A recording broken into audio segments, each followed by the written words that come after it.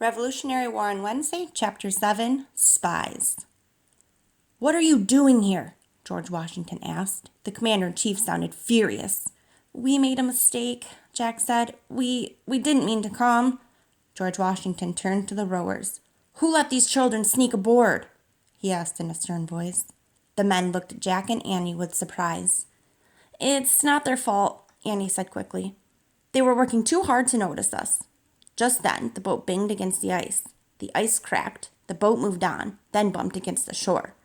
Two soldiers jumped out and pulled the boat up on the shore. George Washington looked at Jack and Annie. "The boat is returning to get more men," he said. "When it does, you two will get out and stay on the other shore." "Yes, sir," said Jack. He felt very embarrassed. George Washington then gave orders to the rowers. "Make sure these children do not board any other boats when you return," he said. The general stepped onto the riverbank. The wind started to pick up. The snow fell harder. As the crew unloaded the boat, neither Jack nor Annie spoke. Jack was miserable. They had caused trouble for George Washington, just when the general was trying to make America an independent nation. Jack desperately wished he and Annie had gone home earlier. They watched more and more boats land on the riverbank. As the soldiers unloaded their weapons and horses, a freezing rain began. Now rain, snow, and sleet fell together. Jack heard George Washington call to one of his men. "This storm is getting worse, Major," the general said. "Yes, sir," the major said. "I think we're in for a blizzard," said Washington. "Yes, sir. Our mission may be hopeless, sir," said the major. "Should we call it off?" "No, you shouldn't," Jack whispered. "You're going to win." "Should we turn back, sir?" the major said. "No, no," said Annie. She stood up. The boat rocked. "Don't turn back, George Washington, sir," she shouted. "You have to march on, sir.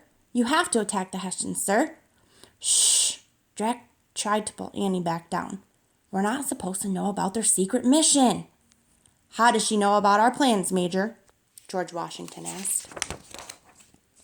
"Listen to us, sir," said Annie. "You're going to win." She pulled away from Jack and jumped out of the boat. "Annie!" Jack leaped onto the riverbank. He scrambled after Annie up the steep, icy slope. "You have to lead your men, General Washington, sir," Annie said. "The Hessians will be surprised. They think no army will be marching on a night like this." "How do you know all this?" the major shouted above the storm. "How do you know what the Hessians are doing and thinking?" For once, Annie seemed at a loss for words. "She just guessed," said Jack. Just then, the bearded soldier, who had yelled at Jack earlier, stepped forward.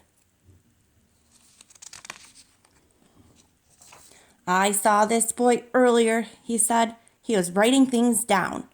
No, I was just—" Now Jack was at a loss for words. "Seize them!" the major shouted. "They're spies!"